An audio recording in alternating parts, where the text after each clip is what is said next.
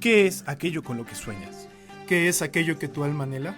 Aquí hablamos de todo lo que nos inquieta como jóvenes católicos. Dios, la Iglesia, nuestra fe, la actualidad, nuestro llamado en un mundo tan revolucionado. Jóvenes soñadores. Movamos al mundo juntos, soñando despiertos.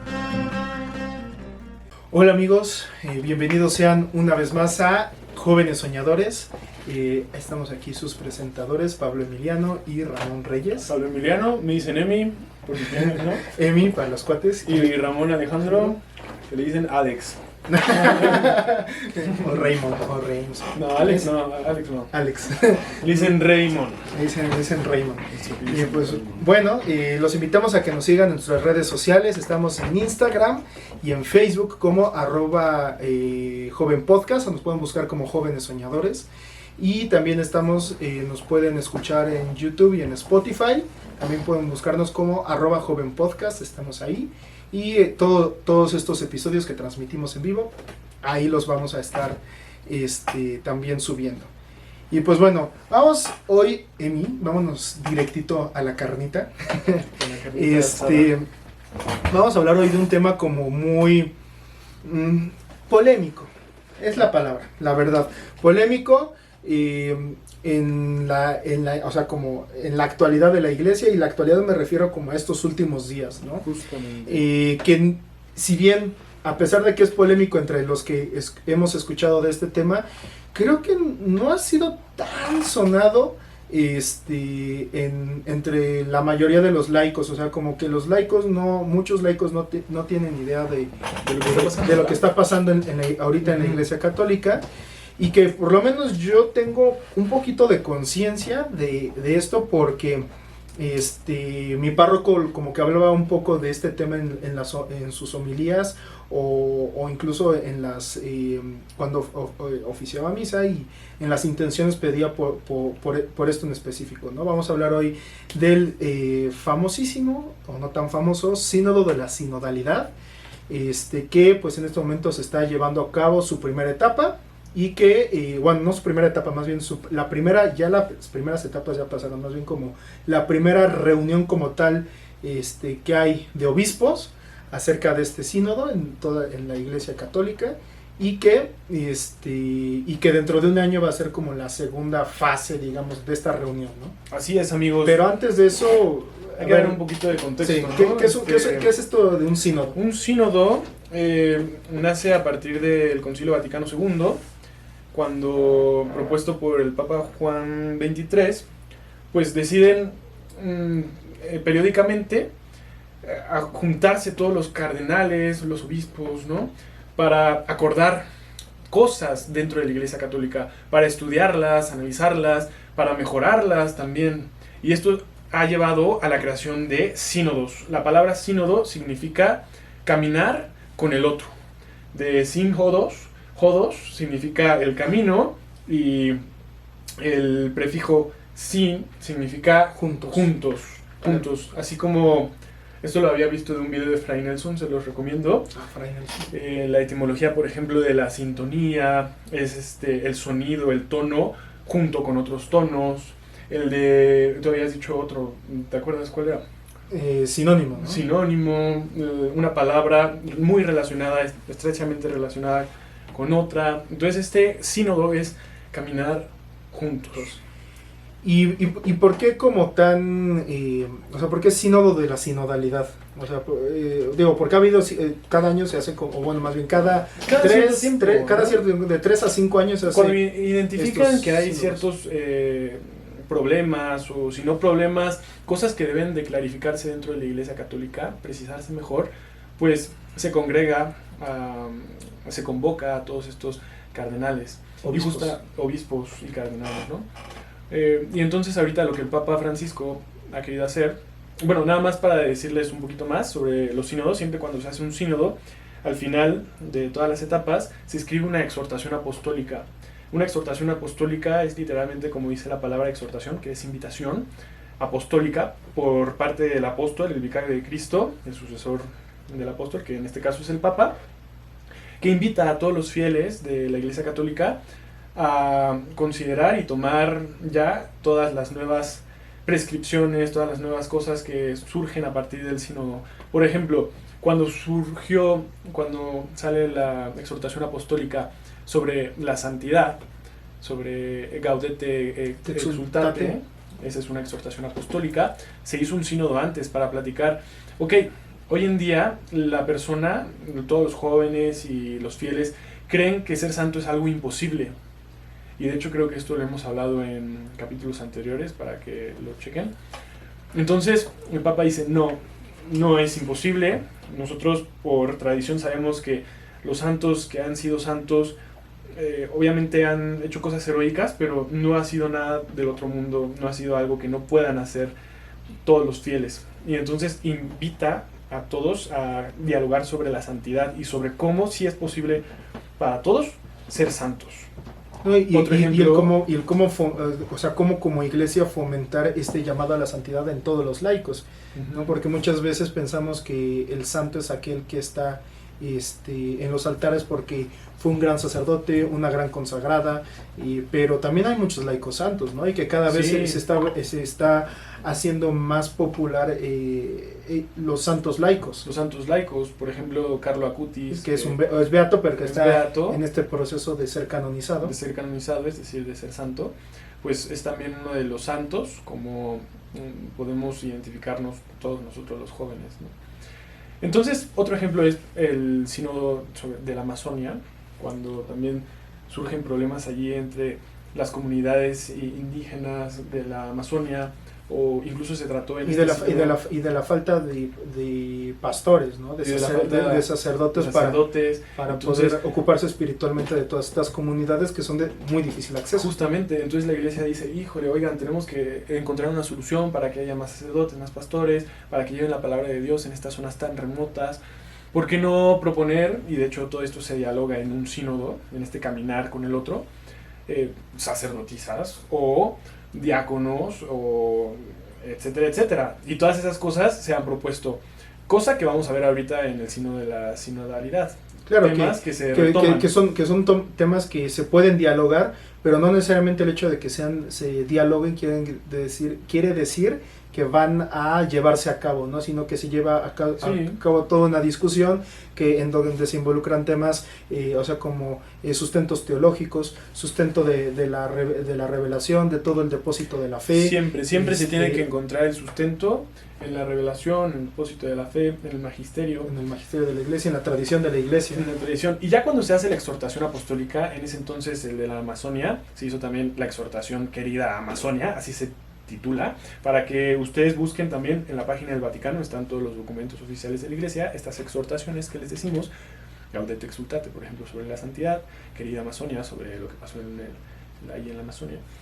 Y ahorita, pues seguramente saldrá una nueva exhortación apostólica sobre el sínodo de la sinodalidad. Probablemente salga hasta el 2024 o 2025, porque pues este sínodo se acaba hasta octubre del 2024. Va a tardar, pero entonces allí para que estén atentos a las noticias también de lo que sucede en la iglesia. Y nada más decir, finalmente, para seguir con el otro punto de este programa, que una exhortación apostólica forma parte del magisterio de la Iglesia Católica, es decir, es uno de los documentos oficiales, así como las encíclicas de la Iglesia Católica. Lo que se dice en la exhortación apostólica ya es por algún modo algo que debemos de considerar como adoptar a nuestro estilo de vida como católicos, algo en lo que también debemos un poco adherirnos, porque ya es magisterio, ya se puede decir que es como enseñanza y es parte de la doctrina. Ya nos manda, ahora sí que la Iglesia Católica, el Papa y pues todos los obispos que han disputado todos estos temas, ya nos mandan a integrarlo a parte de nuestra vida como católicos. Exactamente.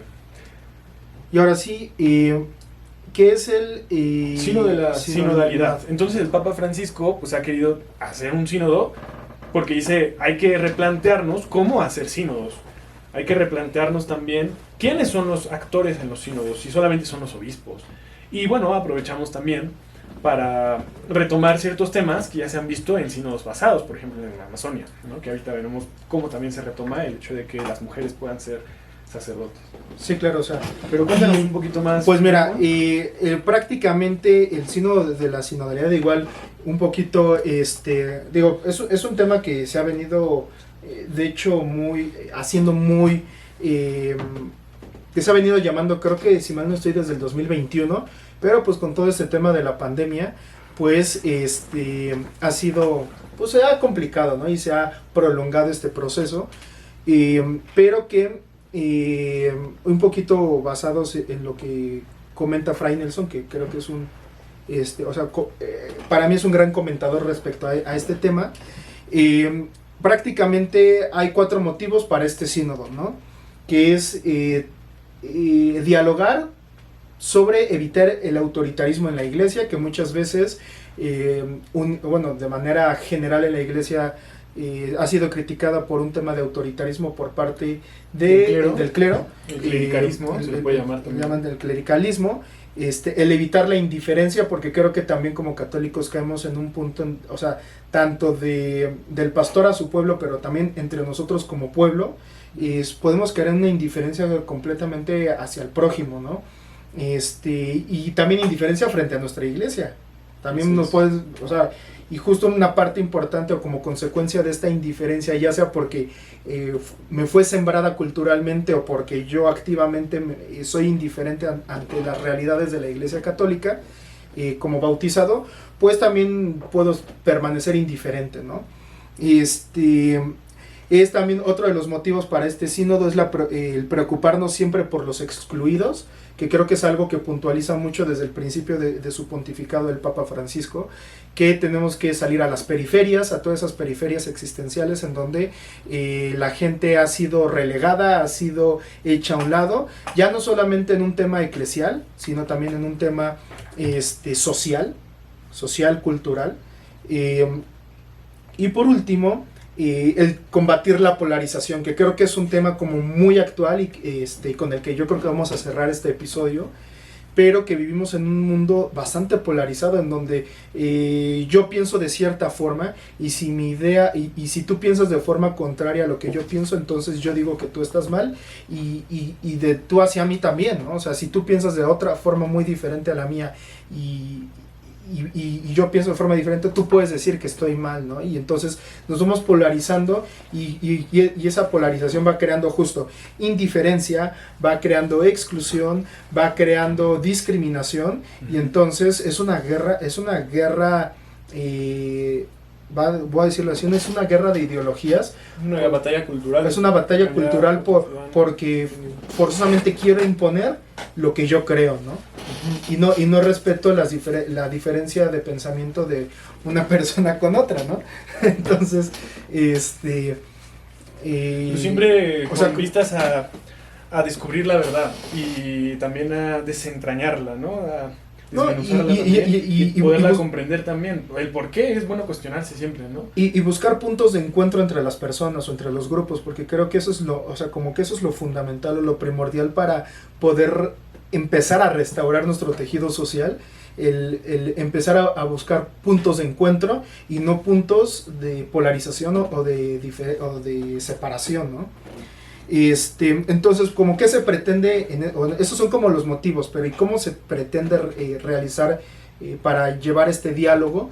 Que en este caso, pues ya no solamente se ha incluido ya no solamente es algo exclusivo de los obispos, sino que se trata de incluir la voz de los laicos,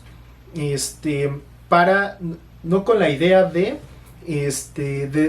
realmente de puntualizar o de hacer ley, lo que esto lo vamos a hablar un poquito más a fondo regresando del corte, pero no con la idea de que si Ramón dice una cosa, entonces y se la come y esa voz se hace llegar al obispo, no quiere decir que lo que piensa Ramón necesariamente la iglesia lo tiene que adoptar, ¿no? Sino más bien como tratar de escuchar si hay algo que Dios está tratando de comunicar a través de la voz del pueblo, y de ahí discernir qué puede venir de Dios y qué definitivamente no viene de Dios, ¿no? Esa es como una de las cosas importantes de este sínodo, que ahora sí se trata que se está tratando de escuchar la voz del pueblo. Aquí más adelante vemos cuestiones como voz del pueblo es equivalente a voz de Dios. Exactamente, ese es otro tema. Esto genera polémica y que también no por esto quiere decir que se trata de hacer de la iglesia una democracia, que bajo la estructura y la forma en la que la iglesia se rige o funciona, la democracia no es necesariamente lo más conveniente o lo más aplicable. Y esto a mí me chocó mucho cuando yo me puse a pensar esto y me voló la cabeza pensar que la democracia no en todos los lugares es aplicable y no necesariamente es benéfica en todos lados, ¿no? No, y te voy a decir un ejemplo que de hecho menciona, no me acuerdo en qué video lo vi, pero es muy cierto. Entonces es como cuando Jesús estaba con sus apóstoles y no hubo democracia entre ellos para lo que iba a hacer Jesús. Exacto. O sea, Jesús se impuso y dijo, no, yo voy a morir y voy a resucitar. Y si hubiera habido democracia, los apóstoles seguramente hubieran dicho, exacto. Pues no vas a ir. No, y otro que va, otro, no queremos que te mueras. No, y aparte otro ejemplo también donde la democracia no funcionó, ¿no? Como tal, pero vamos a verlo ahorita regresando de un corte, estos jóvenes soñadores, y regresamos Quédate con nosotros. Y bueno, que un ejemplo que dio muy bueno, creo que también fue Fray Nelson el que lo dio. Pero a ver, ahí te va, bro. Ahí me va. Regresa con los ejemplos de cómo la democracia no siempre es lo más funcional, ¿no? Que a veces idealizamos la democracia. Sí. ¿Por qué? Porque creo que es importante que en decisiones, en otra clase de decisiones, es importante saber que se está escuchando la voz de todos, pero que en la realidad difícilmente, o sea, la democracia solo escucha la voz de la mayoría, pero no escucha la voz de todos, ¿no? Exactamente. Pero entonces ahí te va mi pregunta. Si hubieses tenido oportunidad de haber entrado en el tribunal que condenó a Jesús, ¿tú hubieses influido en salvarlo? ¿Con lo que sé ahorita o con...? No, bueno, no sé. Con lo que sabes ahorita, no te lo voy a hacer tan complicado. Con lo que sabes ahorita. No, está bien, incluso si no supiera nada. Yo soy alguien sensible, ¿no? Entonces supongo que me considero alguien sensible. Que hubiera captado ahí Jesús, ¿no? Es un hombre precioso, es un hombre que... curó mucha gente. Sí, y que no solamente por lo que curó, sino por lo que transmite. O sea, realmente estoy seguro que yo pienso que hubiera sido como un... Gamaliel, ¿era? Gamaliel. Ajá. Como un Gamaliel. No, no, como el Simón de Cirene, Gamaliel no. No, pero también hubo un Gamaliel que incluso propuso en los Hechos de los Apóstoles cuando querían atrapar a los apóstoles. Pero es que creo que puede ser más Gamaliel, porque ahí está Gamaliel, el que fue el maestro de San Pablo, que era un fariseo como muy reconocido. Pero entonces yo creo que es otro Gamaliel. Es otro Gamaliel, ahorita lo checamos. Pero que justamente dijo, pues si esto realmente es de Dios, si esto no es de Dios, entonces no va a seguir, no va a continuar. En cambio, pues si son hombres de Dios, pues va a dar muchos frutos. Exacto. Bueno, pero me hubiera considerado también como un Nicodemo. Como un Nicodemo, exacto. Como que alguien que hubiese cuestionado mucho, ¿no? O sea, porque Nicodemo cuestionó. Que cuestionó, pero que también se maravillaba. Y que... Incluso me gusta la serie de Chosen, muy recomendada, porque Nicodemo se enamora de Jesús, se enamora mucho de Jesús, pero lo que lo ata, pues ya es su posición. Su posición, exacto. Ajá, todo lo que hay detrás de su vida, su esposa, su familia, el judaísmo de ese entonces. Entonces sí fue muy difícil. No sabría darte una respuesta. Yo quiero decirte que sí, lo defendería con todo mi corazón, porque soy un enamorado también de Cristo y que quiere enamorarse cada día más. Entonces en ese momento si hubiera levantado mi voz, probablemente con algunos miedos, pero aún así con miedo lo hubiera hecho, porque yo soy consciente y doy testimonio de que Dios a mí me habla al corazón y me ha hablado a la conciencia. Entonces soy sensible, por eso dije al principio que soy sensible, a las inspiraciones de Dios. Y si en ese entonces Dios me hubiera inspirado, me hubiera costado pero lo hubiera hecho. Quiero decirte eso. Sí, pero sí. No puedo darte una respuesta así completa, ¿no? Teniendo en cuenta compleja. Todas las circunstancias que en ese entonces había. Que seguro ni el mismo Pedro pudo afirmar a Jesús. Sí, lo negó 3 veces. Sí, pobrecito, cuate. Era el primer papa. Sí, claro. No, te hago quejándonos a veces tanto. No, es que te hago justo esta pregunta porque... así como tú tienes tu respuesta, probablemente cada quien tenga su respuesta con sus coincidencias y con sus diferencias, pero la realidad es que en ese momento, en un proceso tan simple, la democracia falló. ¿Por qué? Porque la democracia, el pueblo habló, pero no necesariamente porque el pueblo haya hablado tenía la razón. Entonces, una democracia condenó al más justo de todos los justos y al más santo de todos los santos. Una democracia crucificó a Jesús. ¿Por qué? Porque cuando Jesús estaba en el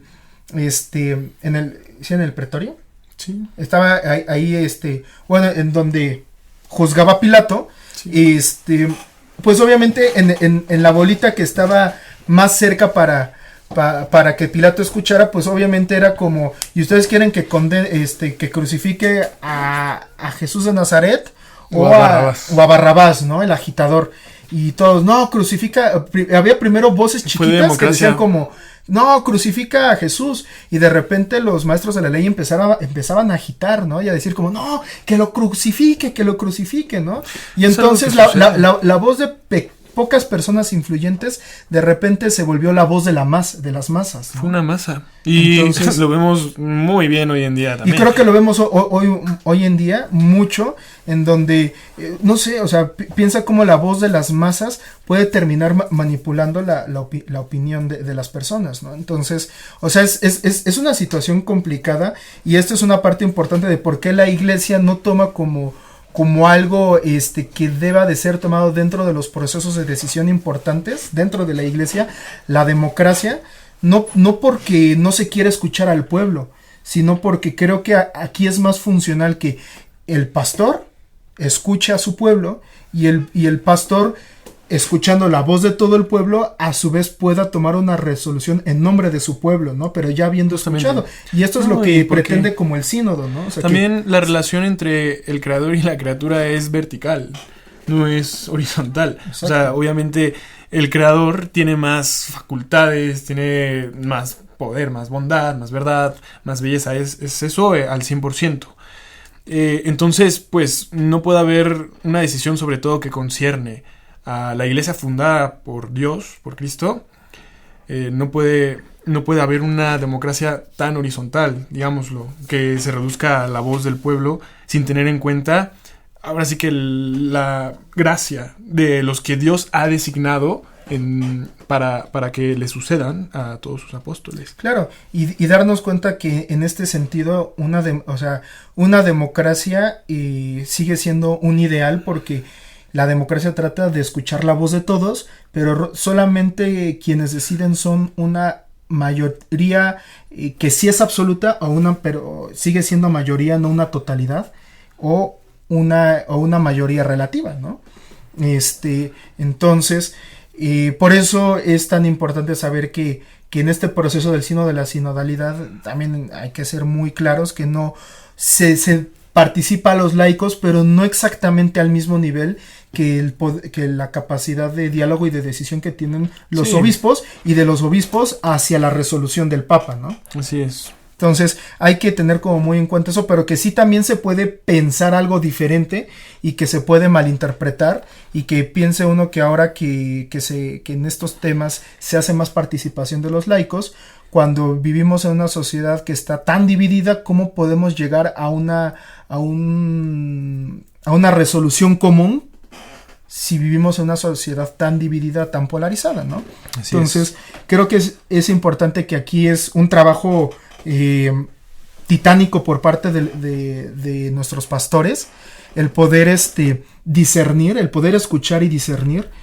También si es que Dios, si es que el Espíritu Santo está inspirando cosas a través de su pueblo, ¿no? Y qué bueno. Que no siempre lo hace en el sentido de que no siempre nos dejamos inspirar por el Espíritu Santo. Sí. Pero pues quizás en algún momento iba a pasar. Pero quizás en algún momento sí.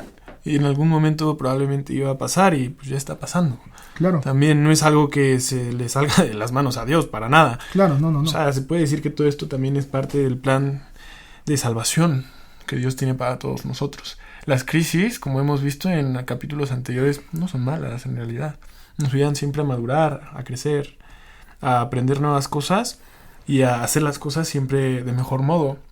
Pero no hay que tener miedo tampoco a tratar sobre temas que son muy polémicos, Exacto. que causan mucha controversia. No, y que a veces es necesario, ni siquiera, o sea, sí es necesario dialogarlos, escuchar a las personas, pero también a veces es necesario tener toda esta paciencia pastoral, o sea, hablando por los sacerdotes y por los obispos, tener esta paciencia pastoral de reforzar la enseñanza de la iglesia y reforzar el conocimiento del depósito de la fe, que creo que en este sentido vamos a introducir este tema rápidamente, de que justo como este sínodo ha sido muy polémico dentro del clero, hay bueno, también dentro de los laicos. De los laicos que conocen también, este tema, porque estoy sí. seguro que hay muchos laicos que no han escuchado de este tema o que no tienen mucha idea o que han sido mal informados, porque justo he visto un par de noticias de medios seculares, o sea, medios que no son abiertamente católicos, sino que son como más, ¿cómo decirlo? Civiles, no sé cómo llamarlo.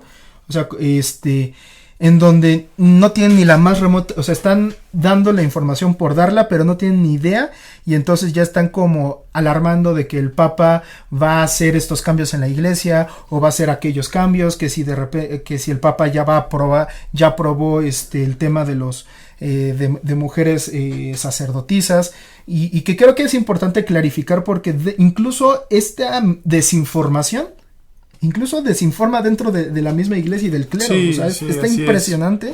Y justo hay un tema donde 5 cardenales, que son, pues, la mayoría yo ya los había escuchado, 5 cardenales que son Brandmüller, Burke, Sandoval Íñiguez, que es mexicano, sí.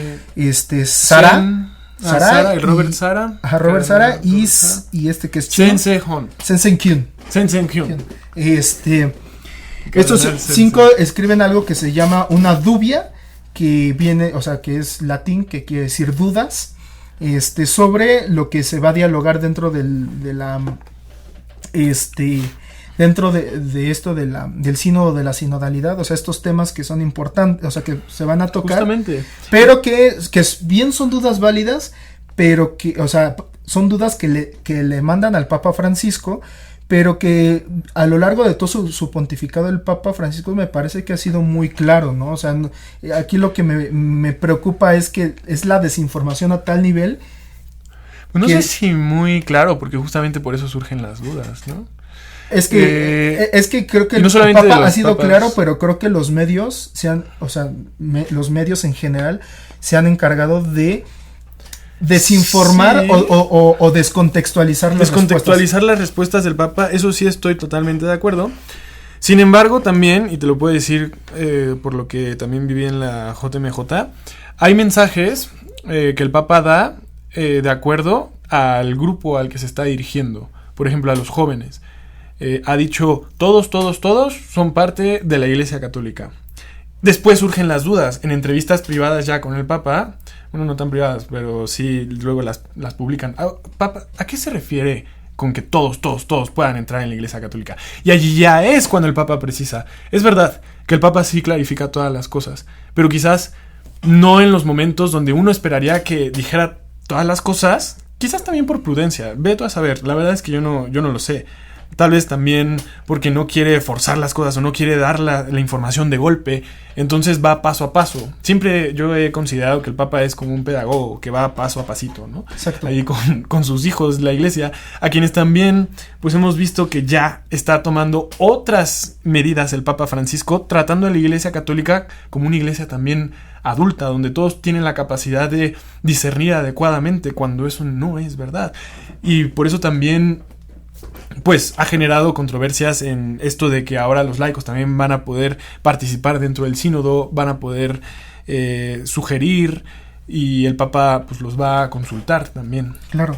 Entonces, ¿cuáles son esta porque de hecho es estas dubia, es como, o sea, porque dubia es el latín plural de duda y el singular es dubium, ¿no? Dubium. Entonces, la forma correcta de expresar es las dubia, no las dubias, ¿no? Las así dubia.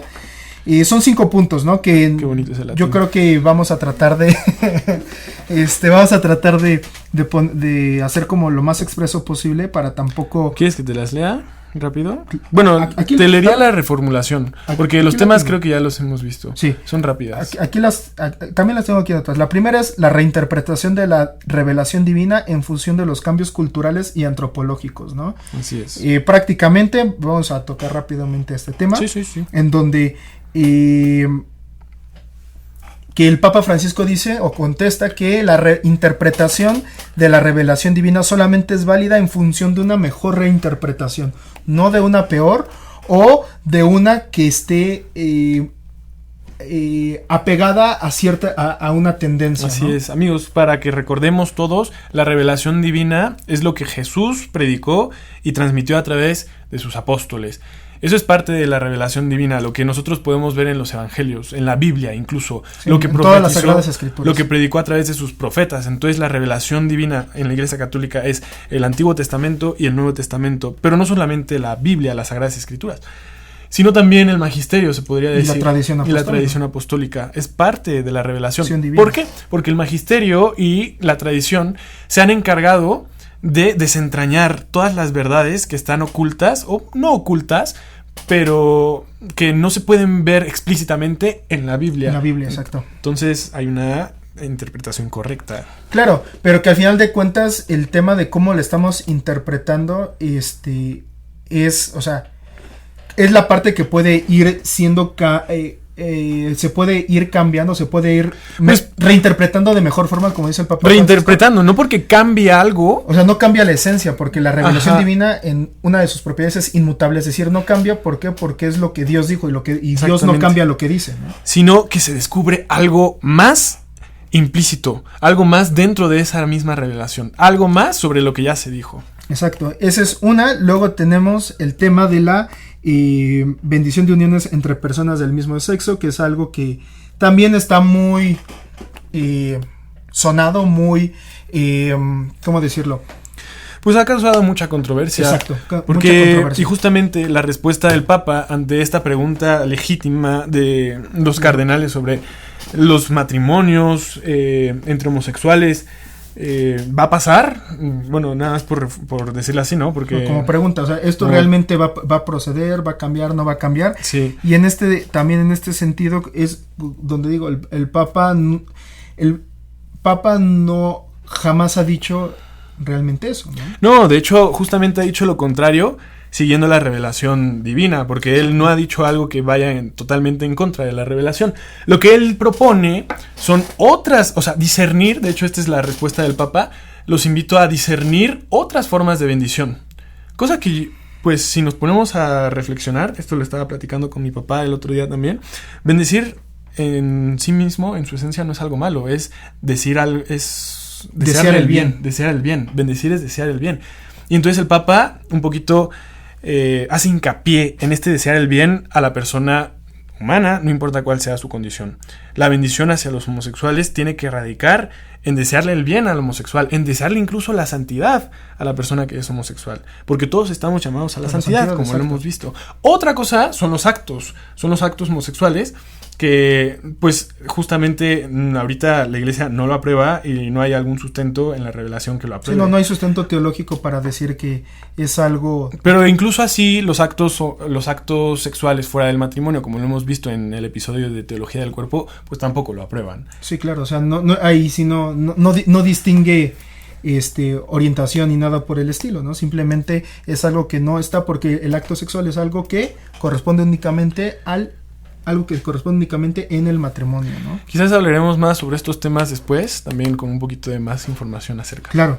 Y ya por último, antes de irnos al corte, van a quedar pendientes otros dos temas. Es la sinodalidad como dimensión constitutiva de la Iglesia, que es como la más compleja, porque creo que necesitamos tener como mucho contexto de cómo está estructurada la Iglesia, de cómo se rige, de qué es un proceso vinculante, qué es un proceso no vinculante, o más bien qué es vinculante y qué no es vinculante dentro de la Iglesia y todo eso.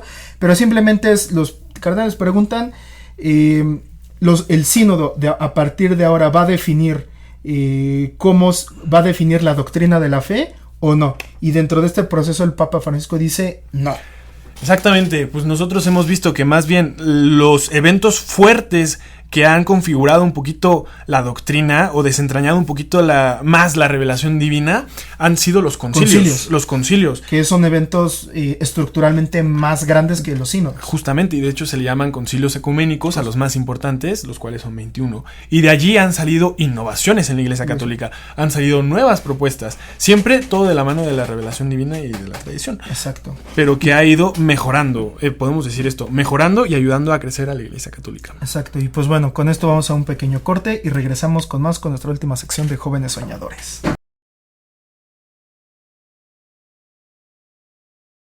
Y bueno, ya estamos de regreso. Con Jóvenes Soñadores, soñando. Justo, estábamos pensando que si era bueno o no tan bueno hacer chistes relacionados con la fe. Yo creo que dentro de un aire de respeto y reverencia, creo que se pueden encontrar buenos chistes. Ya veremos después si podemos encontrar chistes que sí, Raymond, hay que hablar de eso en otro capítulo. Pero bueno, vamos a regresar con esto de los de las dubia de los cardenales. Y los últimos 2 puntos que igual yo creo que aquí más bien es no se trata de hacer a un lado otras opiniones, pero creo que también el tema de la revelación divina es muy tajante en este tema. Ordenación sacerdotal de mujeres. Esa es la cuarta. Ese es el cuarto punto. Y creo que aquí es un tema igual dentro de la revelación divina, Sagradas Escrituras y también dentro de la tradición apostólica, ¿no? Aquí habla, y un punto también aquí como sumamente importante, diferenciar, que creo que es algo que no nos enseñan, o que nos enseñan como muy por encima en el catecismo, pero no nos dejan muy en claro que dentro de la iglesia hay 2 tipos de sacerdocios. El sacerdocio común y el sacerdocio ministerial, ¿no? Así es. El sacerdocio común es que todos como católicos estamos llamados a ser sacerdotes, reyes y profetas. Todo el bautizado. Así es. Todo el bautizado es sacerdote, rey y profeta. ¿no? Por esta herencia natural que nos hace Jesús, haciéndonos partícipes de su condición de hijo, es decir, donde todos nosotros bautizados somos hijos de Dios.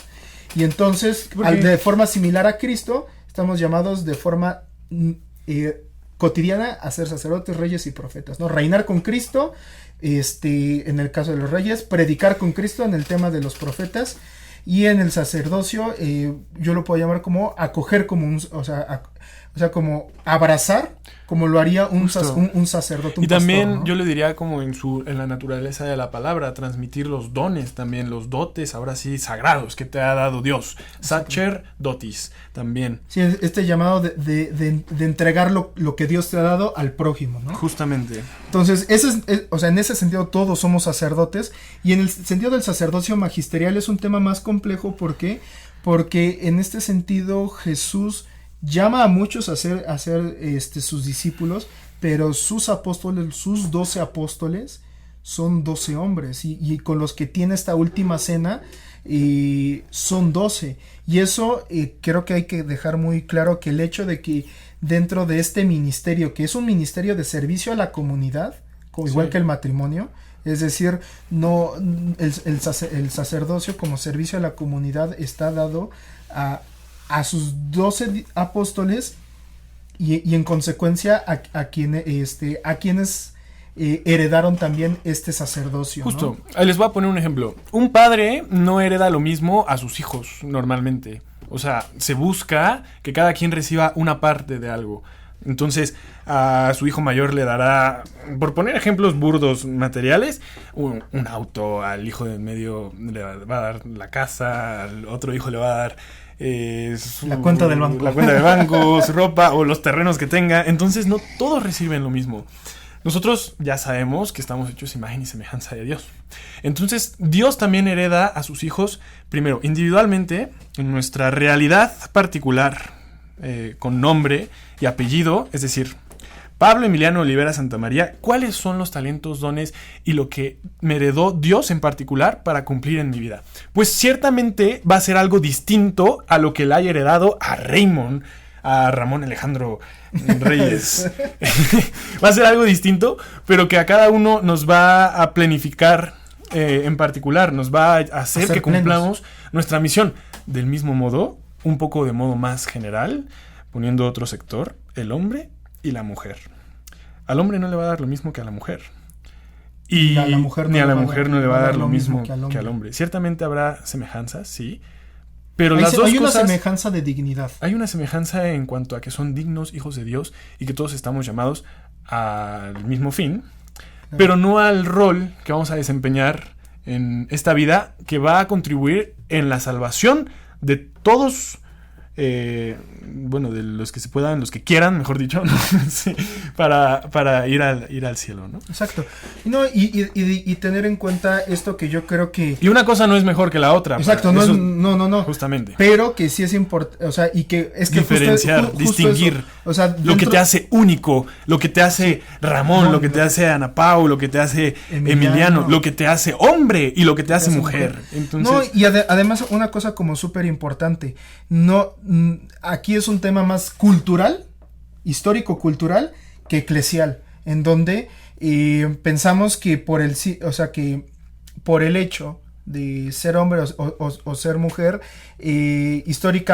culturalmente, siempre ha estado este tema del dominio, ¿no? Del dominio del hombre sobre la mujer, y que, a ver, en la iglesia no tiene por qué pensarse de esa forma, y sin embargo, trasladamos el contexto cultural universal que ha venido sucediendo en toda la historia de la humanidad y que probablemente en estos tiempos esté cambiando un poco y justo y se quiere clericalizar lo que históricamente se ha sucedido y no sucede exactamente de esa forma, o sea, a lo que voy con esto... pero sí ha habido errores, claro. Por ejemplo, eso de que sí, ciertamente hubo épocas y a lo largo de la historia ha habido, sí, una opresión de la mujer, cosa que estoy seguro que sí, todos estamos seguros que pues Dios no aprobaría y que estamos llamados...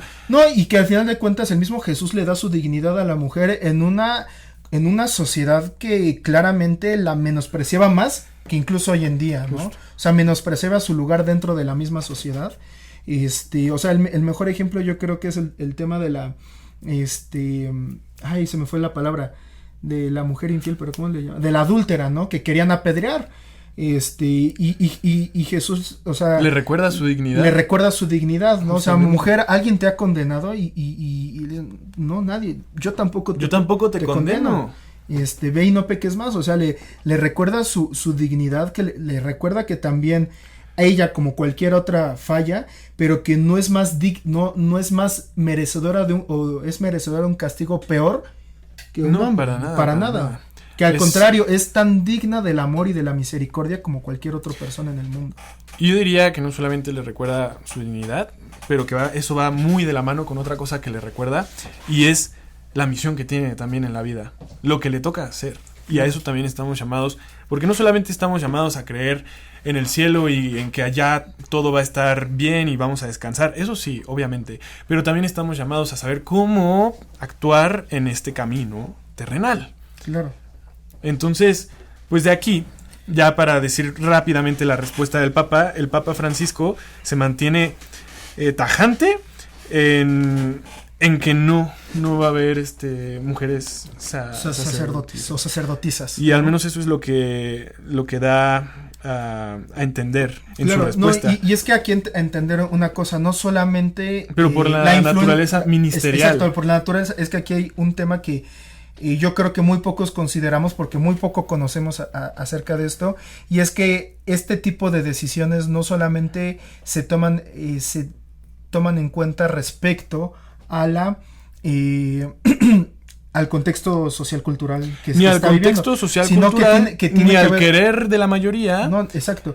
No, y no tanto eso, sino que para que esto pueda existir dentro de la iglesia tiene que haber un sustento teológico que lo fundamente, obviamente basado otra vez en las tres cosas, en la revelación de Dios a través de las Sagradas Escrituras, del magisterio de la iglesia y de la tradición, y no hay un sustento teológico en ninguna de estas tres vertientes que realmente no tiene ningún sustento, ¿no? O sea, no hay algo que diga cómo esto, incluso de forma no tan evidente, es querido por Dios. Justamente, ¿no? Y repetimos, cosa que no es malo para nada. Exacto, no es malo. Cada quien, como hemos visto, pues tiene su misión. Es punto en donde no tenemos que ver a nuestros sacerdotes como personas ejercen poder, porque entonces, o ejercen dominio, sino esos que son los errores del hombre. Su llamado es a ser siervo de todos. Justamente. El sacerdote está llamado a ser el primero en ser servidor de todos. Si quieres, todo esto lo podemos también hablar en otro capítulo, tema, ¿no? También para dar muchos ejemplos sobre. Exacto. Sobre Y por último, la mujer. Ya para pasar a lo que sigue en nuestros últimos minutos, es que la última quinto dubium. El quinto dubium es el arrepentimiento como condición necesaria para la absolución sacramental, que a lo mejor para nosotros como católicos, que a lo mejor ya tenemos cierta formación, nos puede sonar demasiado obvio o evidente, pero que pues es que algunos lo usan simplemente como una herramienta, digámoslo así, para limpiarse, pero siendo conscientes de que lo van a volver a cometer. Exacto, entonces o sea, como un querer limpiar la conciencia nada más, o calmar la conciencia por las cosas malas que has hecho. Claro, y que al final de cuentas el tema de que realmente yo tengo que estar arrepentido de mis pecados es necesario para que exista la misericordia de Dios. A mí me lo ponían el ejemplo cuando tomé mi retiro de iniciación, de un ejemplo, o sea, como muy sencillo. El amor de Dios es como el sol, ¿no? Y puedes pensar de las cosas más bonitas que pueden darte el sol, ¿no? Calor, abrigo, luz, todas estas cosas, ¿no? Y el amor de Dios es cálido, es luminoso, es lo que tú quieras. Y el pecado es como si hiciéramos una casita, pero sin ventanas, ¿sabes? O sea, hacemos nuestras paredes, colamos nuestro techo, etcétera, etcétera, y nos metemos dentro de la casa, y esa es la vida de pecado, ¿no? El decir, como puedo salir, hay una puerta, que esa puerta podemos llamarle el arrepentimiento, y entonces el arrepentimiento es esta puerta que nos lleva a poder volver a sentir este sol, ¿no? Sí. Esta calidez, poder volver a ver la luz, ¿no? Y creo que esa es la condición más necesaria. O sea, esta es una imagen como muy bonita, se me hace bonita, para dar a entender que el arrepentimiento es necesario para salir de esta oscuridad del pecado, y que Dios no puede, o sea, no que no pueda, Dios es todopoderoso, pero Dios no se permite. ¿Por qué? Porque te da libertad. Tú decides qué hacer con tu vida, y tú puedes decidir vivir en Dios o sin Dios, ¿no? Entonces, aquí lo más importante es que siempre tiene que existir el arrepentimiento para que pueda haber una absolución de nuestros pecados. Pero pues justamente la duda va también en función, además de eso, en si el propósito de enmienda es necesario también. Además de la contrición, del arrepentimiento, la reparación, ¿no? La reparación también, que son como los pasos esenciales para una confesión correcta. Claro, y que al final de cuentas el arrepentimiento la reparación nace de un corazón que se siente, como diría el Papa Francisco, misericordiado, ¿no? O sea, un corazón que se siente perdonado va a sentir esta necesidad de querer reparar, ¿no? Piensa en Zaqueo. Sí. Zaqueo. Que Jesús le dijo, voy a tu casa a cenar, ¿no? Y Zaqueo es como, pues, bueno, ok, qué bueno, qué padre, qué bonito, está cool. Y Zaqueo hacía un esfuerzo por querer escuchar y ver a Jesús durante su prédica. Y Zaqueo se siente tan misericordiado por Dios, sí, que llega un punto donde dice, ¿sabes qué? O sea, si yo he llegado a faltar en algo, si he llegado a robar, voy a devolver, ¿qué dice? Por el doble o el triple, ¿no? 4 veces más, creo que. O sea, va a dar más. O sea, va a reparar ese pecado de haber robado, de haber, diríamos aquí en México, transado, o haber estafado a la gente. O sea, trata de reparar con más de lo que él hizo. ¿Por qué? Porque tuvo una experiencia de sentirse amado y perdonado, ¿no? Sí, eso es O sea, ya ni siquiera la reparación como algo que te tengan que imponer. Que te cueste. Es una experiencia, o es una consecuencia de una experiencia de haberse sentido perdonado por Dios, ¿no? Amigos, todos vamos a tener esa oportunidad en nuestras vidas, estoy seguro. El hecho de sentirnos amados por Dios y querer que nuestros pecados sean perdonados, pero a raíz de esa experiencia de Dios, que nos hemos enamorado de Dios, todos lo vamos a experimentar en algún momento. Claro, si lo queremos.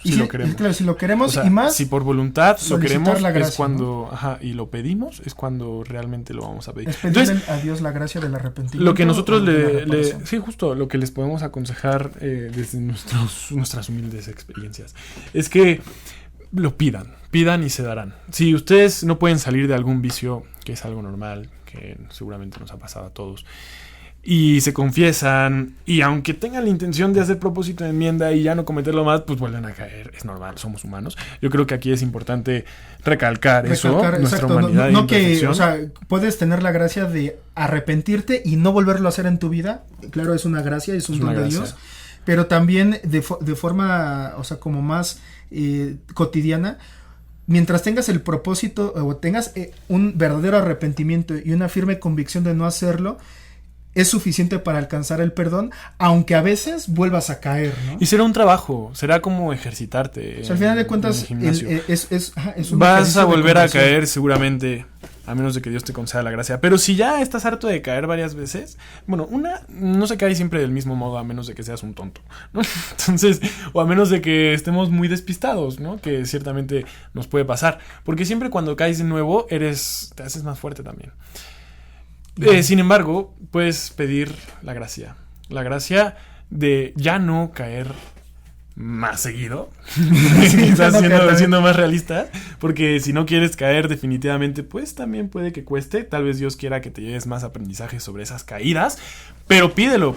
Si quieres salir de ese círculo vicioso, pídelo y Dios te va a sacar mediante una experiencia de amor, mediante una experiencia de enamoramiento, que yo creo que sería muy bueno hablar en un episodio de cómo es este proceso de conversión para dejar de pecar, ¿no? Justamente. Para los mortales que no nos da, o sea, no está en nuestro plan alcanzar ese don de no volver a pecar de la vida. Es real. Pídele a Dios que te enamores cada día más de Él.